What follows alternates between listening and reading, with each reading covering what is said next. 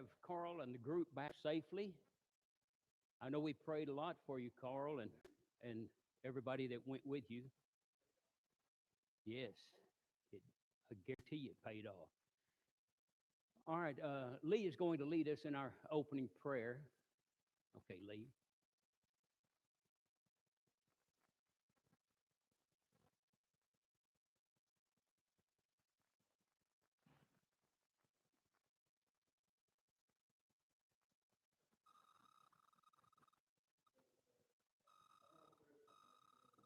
Lord, we come to bow before your throne now. So thank you for this opportunity to gather together and to study.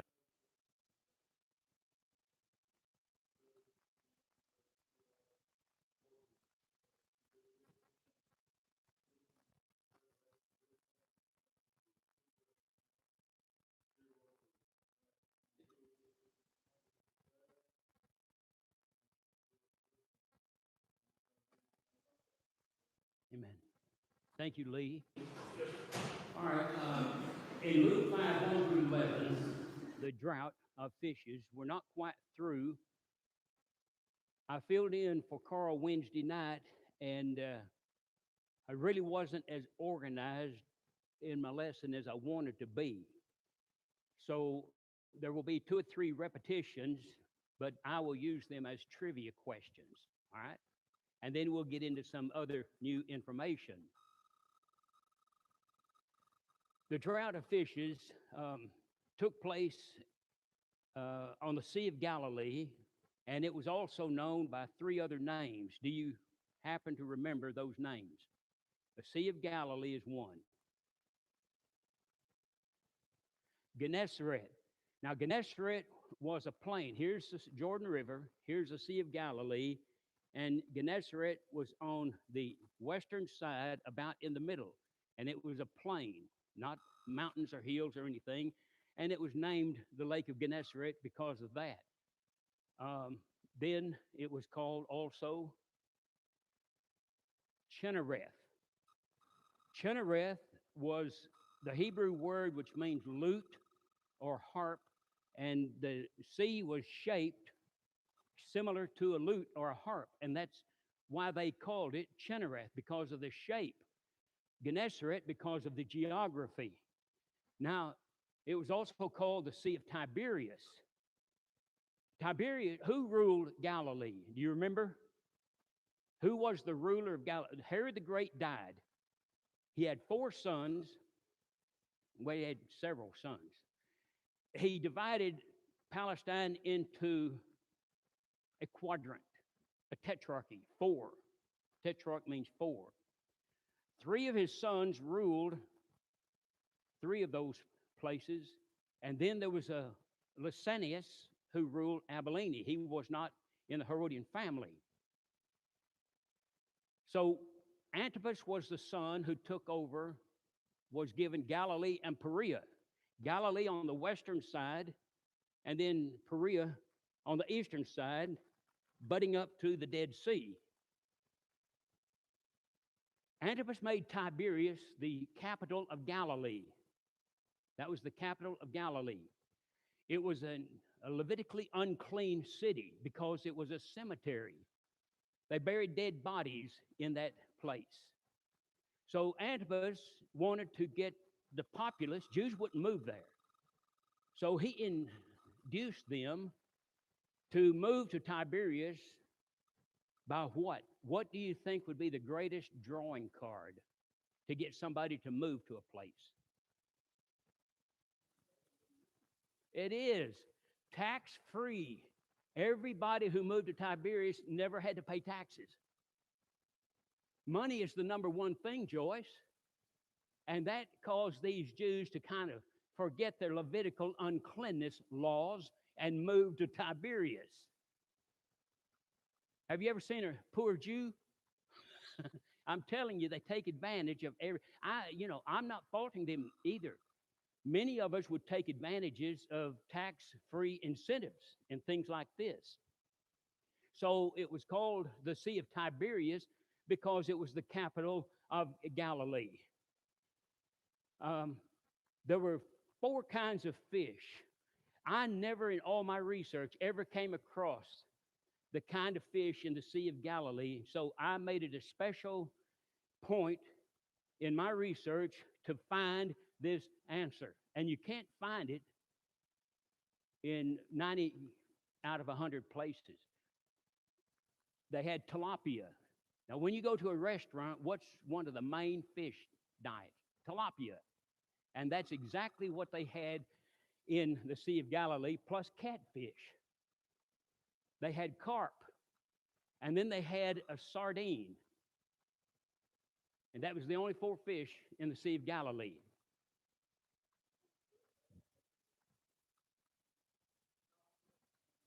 Sardines. Right, because to the Jew, the catfish, was all that dirty. But anyway, as I said, I believe Wednesday night, Josephus says that there were 230 boats on the Sea of Galilee at any one time. 230. Now, these are double-deck boats. These aren't your little trolling boats. Because the storms that rose on the Sea of Galilee would turn these things over constantly. So they had to have something that could endure the storms, and it took 4 to 5 men to handle one boat. 4 to 5 men. Do you notice anytime we have a sea story, Jesus always gets into whose boat? Peter's boat. It's always Peter's boat. And I don't know exactly why. Have you ever thought about that, Carl? Do you have an opinion? Wayne, Wednesday night I saw you carrying that with nothing in it. All right? And today you have that little bundle of joy. You were carrying that empty carrier. All right, so now turn, if you will, to Luke chapter 5.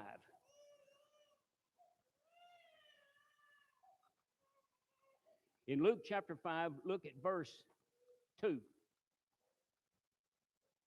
So Jesus saw 2 boats standing by the lake. That simply means they were up at the shore. That's all that means. But the fishermen had gone out of them and were washing their nets. Now, I do remember saying this Wednesday night. Why did they not wash the nets out in the water? Why did they pull up into the shore? They could have just cleaned their nets and continued their fishing. All right?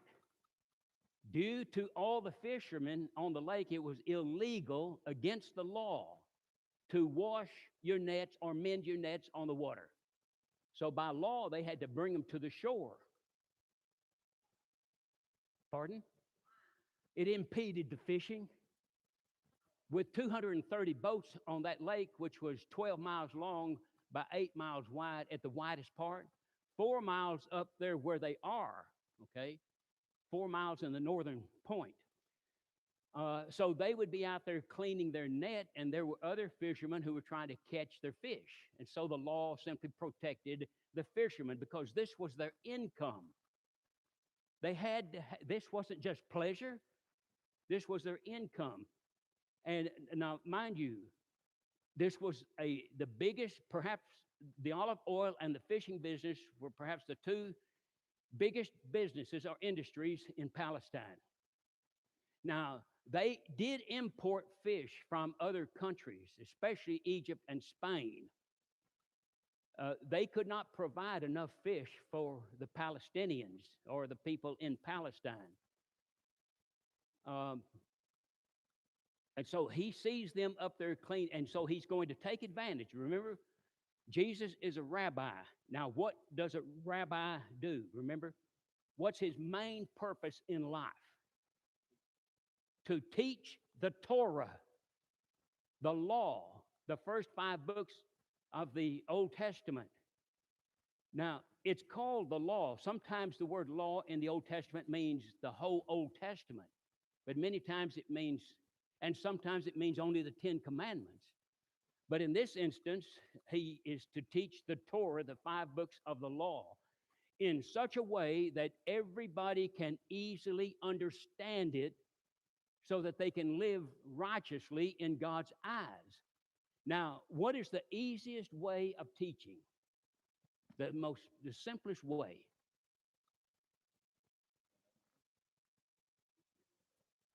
Remember, the rabbi was a walking show and tell. And when he looks out at these boats and sees that these fishermen didn't catch anything, he saw an opportunity to teach a lesson. And then after he has them catch these fish for their livelihood, he then throws in the spiritual thrust of all of this, which is what? You shall catch men from this point on. There was a show and tell. And so the rabbi goes along and he sees a field of grain. He uses that as an opportunity for the parable of the sower. He's going along and he sees some people working on a house. And he talks about the house that's built on the solid foundation. He goes along and he sees a poor man. He sees a rich man. Anything and everything he saw, he drew lessons out of it. And that is how they learned the Torah. Picture is worth 1,000 words, something like that. And the best teachers in our school system today are those who can paint pictures in our minds, can paint pictures in our minds. I certainly can't do it on a chalkboard. I am not an artist. This is Jordan. And that's the best I can do. All right? That's the best I can do. All right. Now in verse 5, notice this. And Simon answered and said, Master, we toiled all night and took nothing, and we are professionals. All right? We know what we're doing, and we just came up with a dry hole. Notice, but at thy word I will let down the nets. That is a tremendous lesson on faith. We may not understand. Today, we always want to know why. Someone's murdered, why? Someone's raped, why? Someone's house burns down, why? We are so inquisitive. But Peter didn't ask him any questions. He simply said, okay, I'll do it. And that is what faith is. I don't understand why God ever selected baptism. Do you? I mean, just a bunch of water? You just go under the water, come up? Did the water do anything? No, it wasn't the water. That was simply the tool that God used. It's our faith in Christ. I don't understand that, but when I was presented with this challenge in the Bible, I yielded, and you did too. I was baptized, but I couldn't understand why he chose water. And we don't have to understand. Just simply do what I say.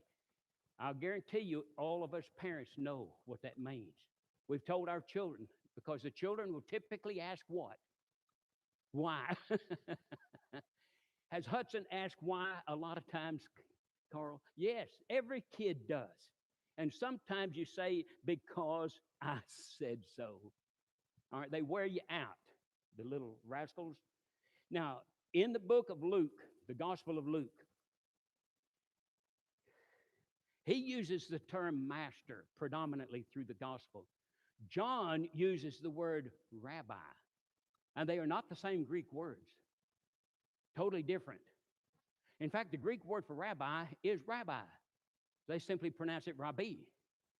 And now, Luke is a synoptic gospel writer, along with what are the two? Matthew and Mark. Matthew, Mark, and Luke. They are synoptic writers. John is not. The word synoptic comes from the Greek word synopsis, which means to view alike, to see alike. And they wrote basically the same miracles, same stories, same events, same characters. John, totally different. And so many times in our preaching, preachers will say, in the synoptic writings, we see this. So we are excluding John. Notice verse 11, and we're through with this particular passage. And when they had brought their boats to land, they left all and followed him. I'm again reading out of the uh, American Standard. I glued this again last night. This is 48 years old. It's not my original. I lost my original Bible. I have so much glue and tape in this book, but it's still holding together, and it will be until the day I die. But the King James says they forsook all. If my memory serves me correctly, that shows you these were not married men. Now, how do I know that? I mean, when I say not married men, these were teenagers. That's what I meant to say. How do I draw that conclusion? Because in Judaism, the man was basically bound to be married by 18 years of age. By law. I mean, when I say by law, I'm talking about religious law. Marriage was mandated as a religious responsibility. They didn't marry because of love. They didn't marry because of looks. They married because they were going to raise children. That was the bottom line. And they were expected to be married. Girls were expected to be married by 15 years of age. Men, 16 to 17, but 18 was the outside limit. And it was a religious obligation. Jesus would never in his ministry did he ask anybody to leave their family, to leave their wives, or to leave their children.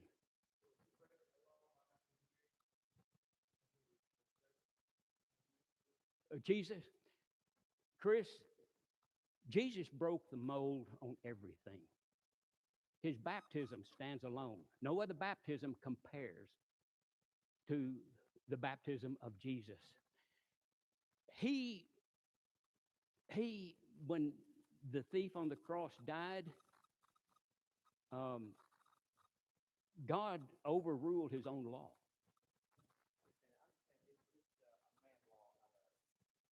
Yeah. Yes. Now that's a good point. This is a oral tradition. Okay. Good point. This is one of the tradition of the elders. This is not what God said. Very good. I didn't see that from that perspective, Chris. Thank you. All right. Any other questions?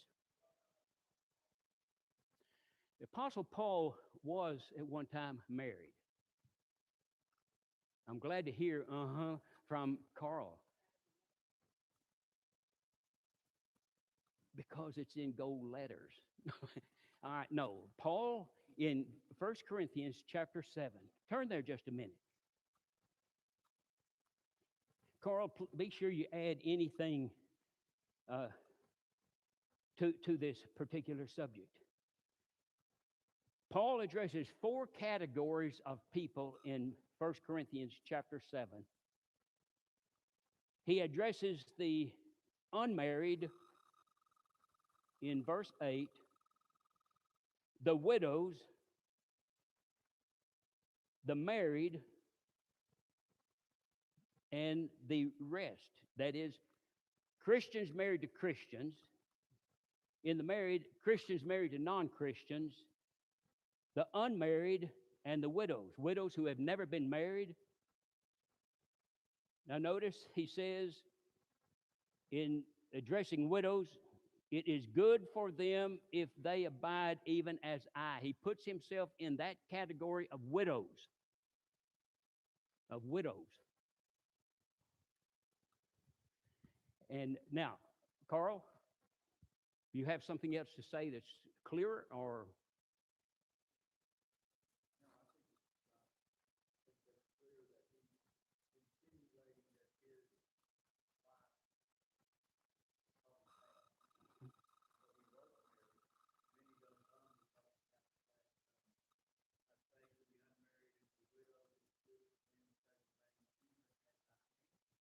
Which means he did not remarry.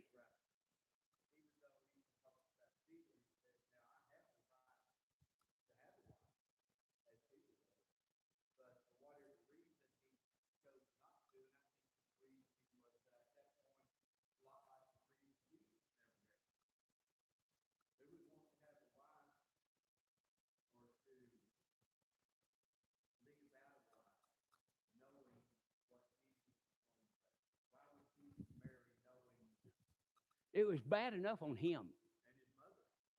Right. Uh,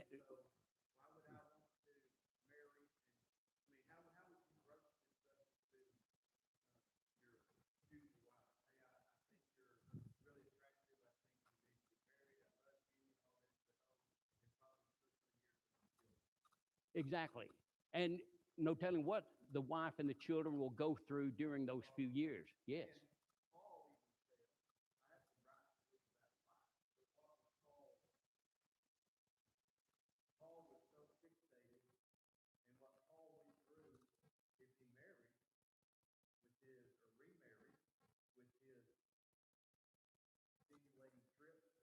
Right.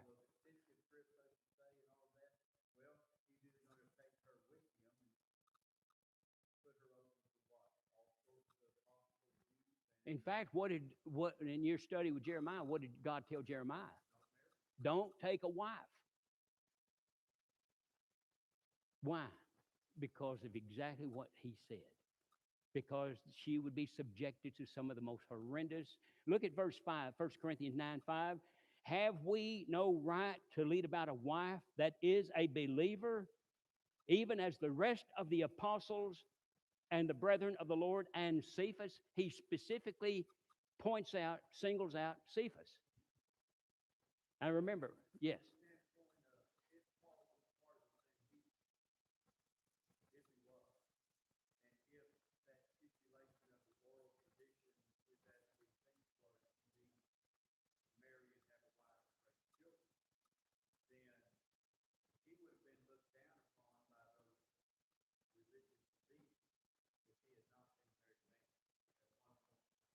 Because a requirement of the Sanhedrin, one of the requirements was that they be married, they be tall, they be handsome.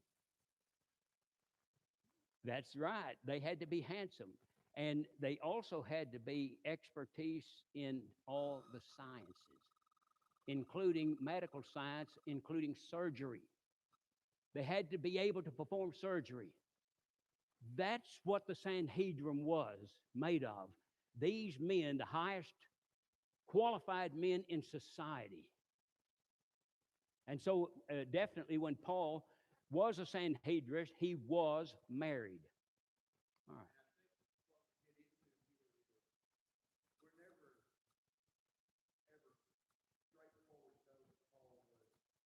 Exactly.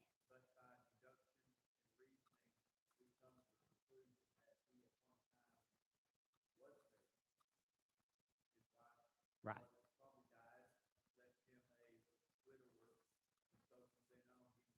And even Peter, we're not told Peter was married, but we certainly have a strong implication because why? Because Jesus healed his mother in law.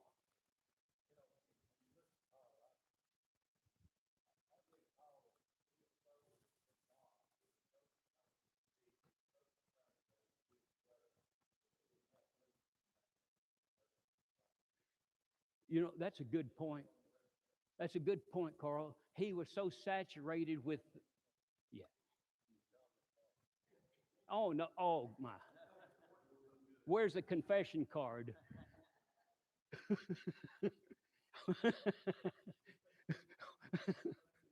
All right, Dale.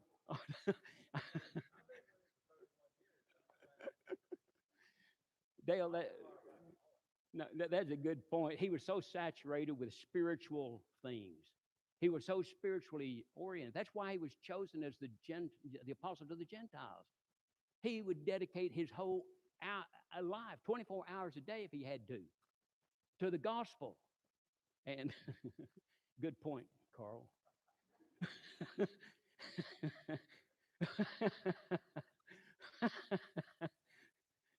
All right.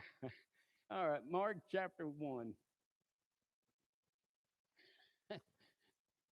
How many times have you mothers called your children by the wrong name? Yeah.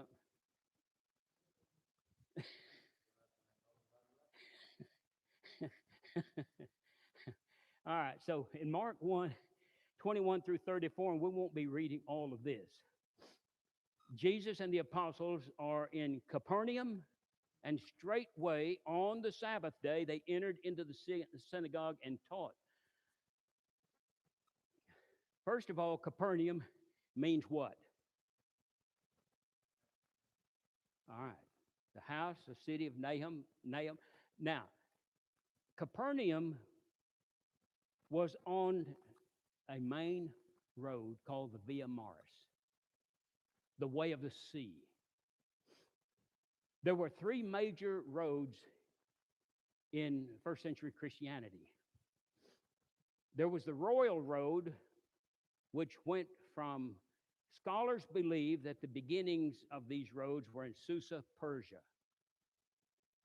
And so here's the Jordan River, here's Persia way over here.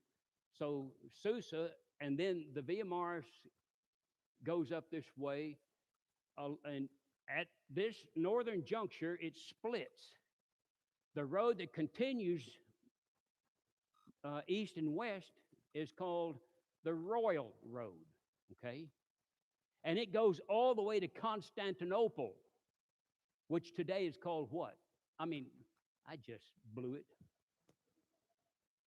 It was called Byzantium, and today it is called Constantinople. All right, I'll answer my own question. Then at Byzantium or Constantinople, the same road continued, but it changed its name to the Egnatian Way. And it goes all the way over to the Sea of Adria, which is just above the Adriatic Sea. So that one long road, we've all been on roads, the same road, but they changed the names, all right? They changed the name, especially in Dallas, where I was raised up. So the Via Maris breaks off of the Royal Road around Mount Hermon, and it was still over here around Mount Hermon, and then goes southwest right above the Sea of Galilee, passing right through Capernaum. And then it goes on through the city of Megiddo. And now, what was important about this road going through these cities? It goes back to what Joyce said earlier. Money. They taxed people to travel the Via Maris through their city. And this was a very big money-making operation for King Solomon. And then it continues on toward Mount Carmel when it turns and goes south parallel to the Mediterranean Sea on into Egypt. That was the major road of the day. The Roman soldiers, when they came to attack Palestine, traveled the Egnatian Way and then on down to the Via Maris. Everybody did. And then, again, stay with Galilee here. On the eastern side, going north and south, is the King's Highway. So you have the Royal Road, the Egnatian Way, and then the Via Maris and the King's Highway.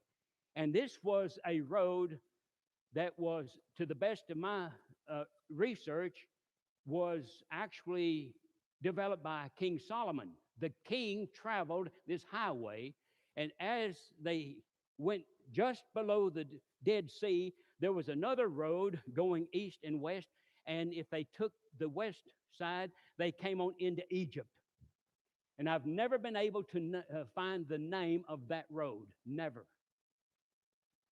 I have come across all these other roads, but not this east-west road. Now, so in Mark, look at Matthew 9:1. We're dealing with parallel passages here. Mark 9:1, and he entered into a boat and crossed over and came into his own city. Jesus had just healed the Gadarene demoniac. He's in the Decapolis, that heathen city known as the Las Vegas of the day. When he heals that demoniac, he comes right back across the sea with his disciples. Notice this, and came into his own city. That's Capernaum. How was it his own city? He wasn't born there. He wasn't raised there. How was it his own city? Remember, this is the great Galilean ministry. And he spent a year and 9 months in Galilee. And as long as he was in Galilee, Capernaum was what? The headquarters of operation. He stayed there. He slept there. And every day he would go from Capernaum to different parts of Galilee. He'd come back in the evenings and spend the night at Capernaum, and then he would go out again. So it was his own city in that respect. Jesus is in the synagogue, and he taught. Well, you don't just go into a synagogue and start teaching. Not then, not today. I've been in synagogues. The ruler of the synagogue had to invite the speakers. He was the one in charge of everything. He was in charge to make sure the building was updated, was always clean. He didn't have to do it, but he's like elders. He saw that the job was done by competent people. And then the ruler would get up and teach the scriptures. Now, the synagogue was never a place of worship. Never. It was a place of instruction. You went to the synagogue to be instructed in the Torah. Everything centered around the Torah in Judaism.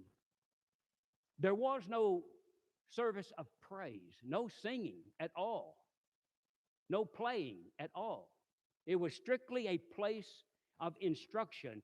The ruler would get up and he would unroll the scroll and he would start reading these Old Testament passages. And yet Jesus taught. What does that mean? That means the ruler invited him to speak. He saw Jesus and these apostles come into the synagogue, and he recognized something authoritative about this man. Anybody and everybody who saw Jesus recognized an aura about him. There was just something that stood out. And he invited Jesus to teach the people. And Jesus always took opportunity to do exactly that. So that's how he came to be speaking. And all of a sudden, let me turn to my passage again in Mark chapter 1. Look at verse 23. And straightway there was in their synagogue a man with an unclean spirit, and he cried out, "What have we to do with thee, Jesus, thou Nazarene?" The King James always says Jesus of Nazareth, but the Greek always says Jesus the Nazarene. Always the Nazarene. What was the predominant thought that centered around the term the Nazarene? Pardon? I think you said it. Unclean, dirty, rejected, no good, trash. Trash comes from Galilee. They always considered Judea as being the best part of Palestine, the best wine. They considered Galilee to be straw and stubble. You were right. You need more courage, Roma. All right. So here is a man. Now, demoniacs were never invited into synagogues. They could never come to a synagogue. So what did this demoniac do? All right, he burst through the doors. He came in uninvited, and he came in doing what? Yelling, hollering. What did he holler? "We don't have anything to do with you, Jesus of Nazareth." Demons always recognize Jesus as the Messiah, always. Now, if you read your synoptic writers, one will say, "This demon said this," and another writer will say, "These demons did this." There was always one demon who spoke out. And he represented the rest of the demons. Um, I don't have time to get into that, but I have done a research paper in answers to infidelic arguments on this, these being so-called contradictions in the Bible. Mark talks about two, Matthew talks about one. No contradiction. No contradiction at all. If Mark said there was only one demon, and Matthew says there were two, that's a contradiction. But they never said anything like that.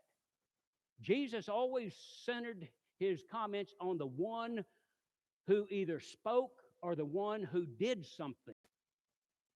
All right? And the Gadarene demoniac, the demon said this in one part, the upper part of the chapter, and then, do not send us into the abyss. Notice? Me, us. So these demons always recognized the messiahship of Jesus. And so let's continue in verse 25. Jesus rebuked him, saying, hold thy peace. Now remember, when Jesus rebuked him, he rebuked the sea, he rebuked a lot of things in his ministry. That is the same Greek term that means basically what? Be quiet, be muzzled, shut up. That's exactly what it means. Shut up doesn't sound good in our language, but that's what he's telling him. Demon, shut up. He would never allow demons to speak his name. Never. There were some false prophets later on in Paul's ministry who spoke the name of Jesus, and Paul never rebuked them. But demons were totally different. Any questions? All right. The Jews always believed in a multiplicity of demons, that they were everywhere. You take Athens. Athens had 2 million gods. That's what I read one time in a very reputable research. There was, this pew would have a god. The material workmanship on this would have a god. The dirt in the cracks would have a god. The floor would have a god. Every fly would have a god. And on and on and on. That's why they had the tomb, or the, what's the word, Carl? To the unknown God, the altar to the unknown God. And there were many altars to unknown gods in Athens, not just one. They were all over the place, lest they forgot a God. So, what was my particular point? Oh, so the demons, the Jews believed the demons were ever floating in the air. In other words, I could squat like that and not grasp a bunch of demons. And they were trying to get into people and animals. They had to be in either people or animals. And how did they get into people? According to the Jews, through food and drink. So when you sit down and eat a hot dog, that's the way a demon's getting into you. That's the way it was. All right? They feared death. They were afraid to die. That's why they didn't want to go into the abyss in Mark 5. So they thought they wanted to go into the swine. So Jesus accommodated them. He sends them into the swine only to find the swine doing what? Going crazy and running into the sea. All right, look at Mark 1. Well, I'll tell you what, I was going to go to another passage in Mark. After he healed the demoniac, the sun went down. Now, what's the significance of that? The sun went down. Why insert that at the end of this miracle of healing this demoniac? Okay, it is no longer the what? And remember, this was the Sabbath day when Jesus cured this demoniac. It is no longer the Sabbath. So no Jew would have any objections to healing the sick. There were those who opposed him healing the demoniac on the Sabbath, but there were those who did not. Remember? Those who followed the school of Hillel said healing somebody on the Sabbath was good. The followers of Shammai said healing on the Sabbath was bad. And so, like I said, Jesus was never going to win. He was going to be attacked by this side or by that side, if not by both sides. The synagogue met on Saturdays, but they also met every Mondays and Thursdays. They met 3 days a week. The synagogue did. So they went to the synagogue 3 days a week for instruction in the Torah or instruction in the law. So all of the people, after the sun went down, all the people in the area brought their sick to Jesus. Can you imagine how many dozens of cases there were? And Jesus never did refuse to heal a sick person. Not one time in his ministry. However long it took, he healed every sick person. And then his fame continued to spread on and on. One reason Jesus wouldn't let the demons profess his messiahship is because he has not yet professed his messiahship. And he wasn't going to let them get the jump on him because he had to prepare the people. He can't just go up there and say, I'm the Messiah. They thought he was crazy. He had to lay the groundwork through all of the miracles that he did, all the teaching that he did, and then the day would come when he would say, now, I'm telling you, I'm the Messiah. And the demons wanted to do it way back there.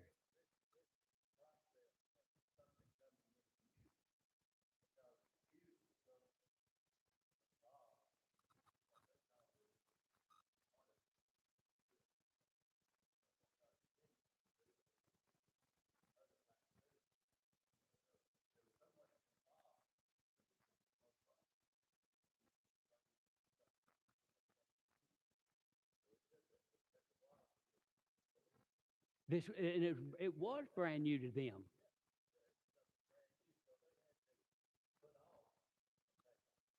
Exactly. It just dawned on me, one thing I failed to bring out in the drought of the fishes, Jesus entered into their boats and sat down.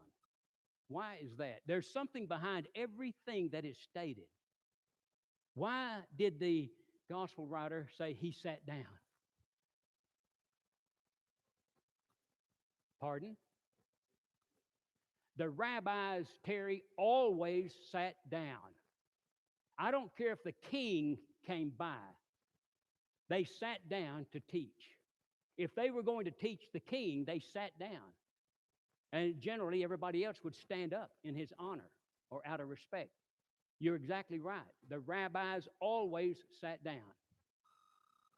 And whenever the rabbi taught, he was here, and the disciples, not just the apostles, but any student of the rabbi, sat in a semicircle, just like this. They didn't sit in circles.